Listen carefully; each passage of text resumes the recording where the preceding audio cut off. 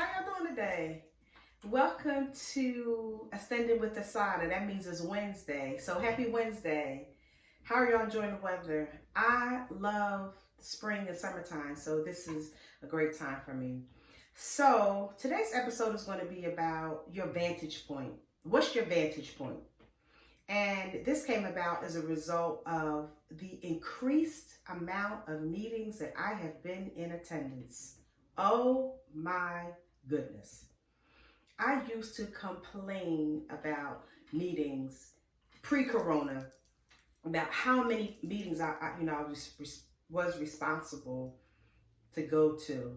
And I tell you one thing, sure taught me about complaining, because now that has been, I don't know, multiplied a couple of times at least. And so now I'm in Zoom and Webinex and Google Hangout and Microsoft Teams and every other meeting space that you can imagine that I have been, not just me, we all have been, right? This has been just exacerbated the amount of meetings. And I used to always say, Lord have mercy, if I go to another meeting, I'm going to cry. Well, if that's the case, I'd be bawling right now because I stay in a meeting. And so as I'm thinking about these meetings and as I'm in these meetings, I'm just really introspecting about what my thoughts are and what my judgments are in these meetings. And so for some of the meetings, I am the leader and the facilitator or co-facilitator. And so the position, the vantage point of these meetings is that I'm the one who am determining decisions, making decisions for where we're going. I am the visionary. I am the one who's saying, okay, well, this is what I think would be next steps, or whatever it is, whatever situation that I'm in for a particular setting, whatever setting it is. Of course, that changes for the type of setting, type of meeting. And so one of my mentors and accountability partners used to say this. He says it quite often now, but used to say it, no, he says it less now, but used to say it quite often before. And that is, everything that you know isn't all there is to know about a situation. I'm going to say it again. All that you know isn't all there is to know about a situation. And so that really began to resonate with me now, like during the times of these meetings, when I am in meetings and when I'm making decisions and I'm getting the side eye or the raised eyebrows, or you can see when people whispering to each other about something. And it's okay because I've been charged to make the decision about the thing. So people can feel whatever type of way they want to feel, but I've been charged to make these decisions, sometimes difficult decisions. And so when I think about it as in parallels, y'all know I see like in stories, when I think about if you're an adult and you're responsible for a child, doesn't necessarily have to be your child, but a child, for example, and you're crossing the street and the child is stepping out into the crosswalk, and you can look down the road a piece and you see a car coming. The child is running out to the street and you snatch them back. The child is running out into the street because they don't have the vantage point that you do to see further down the road. And so that's the same thing with when you're responsible in a meeting or you're responsible in a given setting, that oftentimes those who are in your charge or who you're responsible for, or the group or the team or whatever, they can't see, they don't have the vantage point that you have to see further down the road. And so they might be feel type of way about a decision, but that's you've been charged to make the hard decisions, right? And so now let's change that around. There are times when I'm in meetings as well where I'm not the leader, I'm not the facilitator, I am not the co-facilitator. I am either a peer, someone of equal status, or I am a subordinate. And in those meetings, I don't have oftentimes, well, as a subordinate, I don't have the vantage point as the person who's in charge does. And so what I'm learning is that instead of sitting there and being critical and thinking of myself in the other way. So in the other meetings, when I'm the person we're going to do this is how we're moving, this is how we're going to do this, da-da-da-da-da, and people are giving me the side eye. So now when I'm in that position, I can't give side eye. I can't say, what a nut.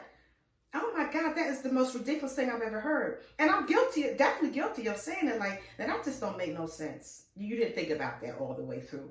But that's from my vantage point.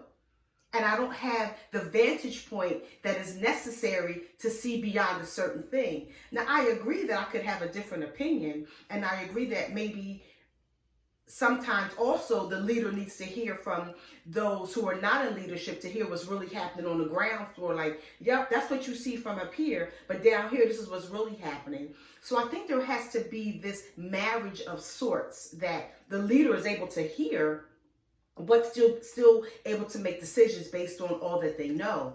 But when we're in these other meetings where we're not the leader and not the facilitator and can't or don't have the vision to see further down the road, that we just have to make a decision that we're going to uphold the vision or the choices that the leader is making.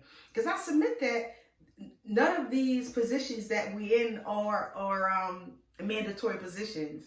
I'm sitting here laughing at myself because I could distinctly think of some meetings that I sit in. I'm like, oh my God, what an idiot. Like, who does that?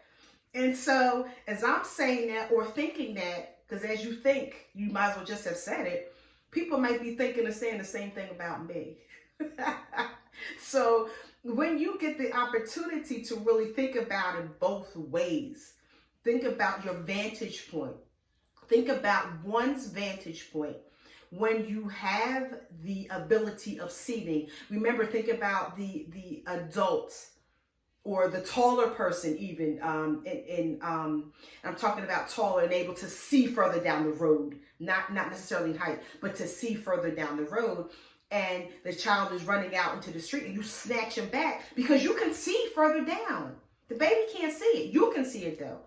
And they might be, trying to pull back or have an attitude, but you snatch them up like, no, I can see something that you can't see. And so putting that into perspective, it's the same thing. Often people can see things that we can't see. And so while we may think it's a ridiculous response to something, we have to give the benefit of the doubt. And this is good for me because there's a duality in relationships, right?